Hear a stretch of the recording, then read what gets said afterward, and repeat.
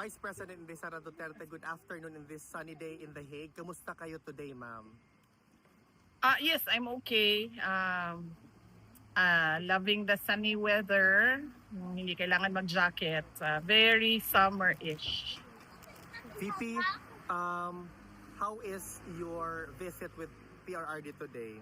Um, Very good. Very happy ang mood ni President Duterte. And binanggit ko sa kanya na bago ako pumasok kanina, merong mga Filipinos na saan na sila? Yes.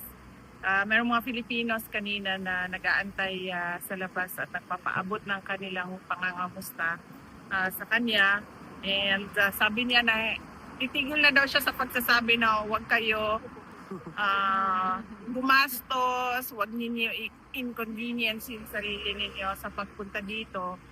Sabi niya, gawin niyo na lang daw kung ano yung nasa puso ninyo.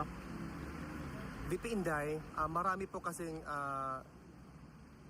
claims circulating on different social media platforms, ma'am, putting your statement doon sa London rally niyo, ma'am, out of context, na sinabi niyo daw, pinapalabas na lalabas na si PRRD next week from the ICC. Ma'am, just to set the record straight, is there a truth to that claims? Wala akong sinabi doon sa speech ko na lalabas sa si PRD next week.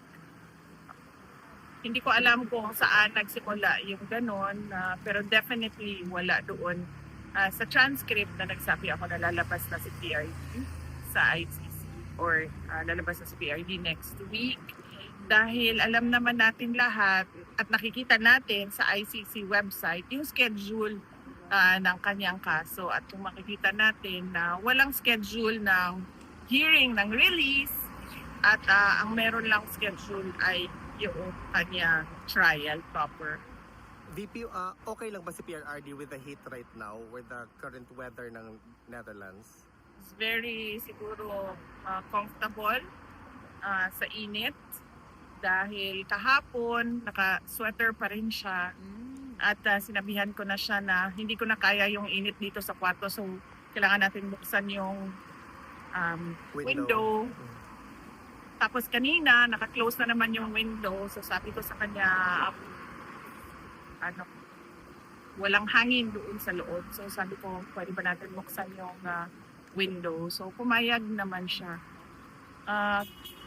Mas gusto niya ang mainit kaysa sa malamig, hindi siya makatolerate ng sobrang lamig, kaya usually nag-aalala tayo kapag autumn and winter months na dahil sobrang lamig talaga. Ma'am, on a different topic, may question po.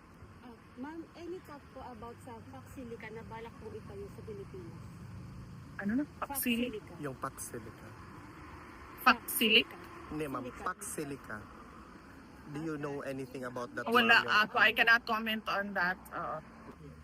Ano pong masasabi niyo, ma'am, sa mga kabataan ngayon na nagiging violent na po sila, nagiging marahas na po sila to the fact na sa loob po ng school is nakakagawa na sila ng krimen?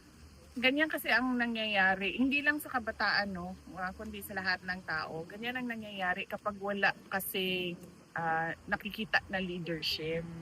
Nagkakanya-kanya yung mga tao. Kung makikita ninyo sa mga empleyado ng gobyerno ngayon, ganun din yung mentality nila. Nagkakanya-kanya sila. Kasi nawawala yung moral ascendancy nung nasa taas. Yung mga nasa taas. Sinabi natin nasa taas, yung ating president, yung ating mga cabinet secretaries at iba pang nagtatrabaho sa Office of the President. Kapag ganun yung nakikita ng mga tao, nawawala yung respeto. Kapag nawawala yung respeto, nagkakanya-kanya lahat ng tao. That is a manifestation of a weak leadership. VP Inday, just to close out the interview, do you have a message to the Filipino people? Actually, there's a lot of statement coming from, or reaction nila sa SONA na pawang promises lang daw kuno ni BBM. And actually, I'm one of the many Filipinos who are very much excited, no, sa 2028 election kung magkakaroon man, ma'am. What's your message to people like me and millions of us? Oo.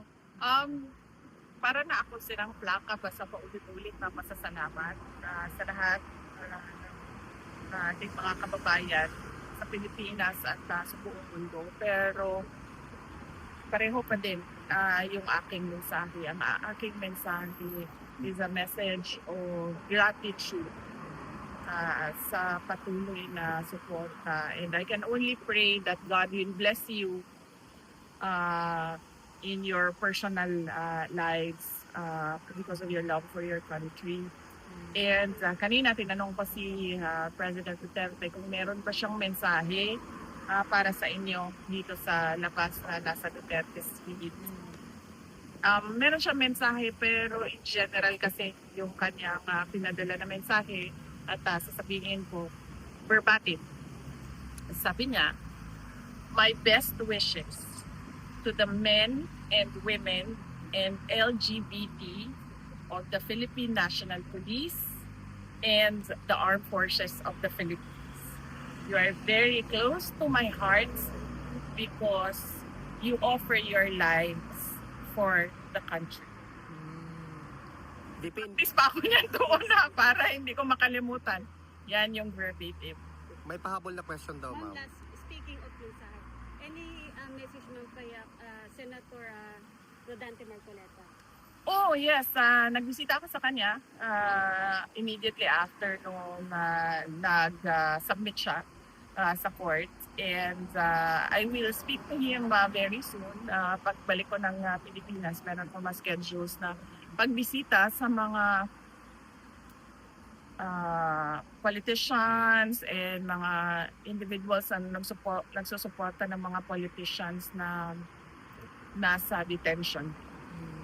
Thank you, ma'am. Thank you, VP. Mabuhay ka. Salamat. Mabuhay kayo lahat. May God bless you.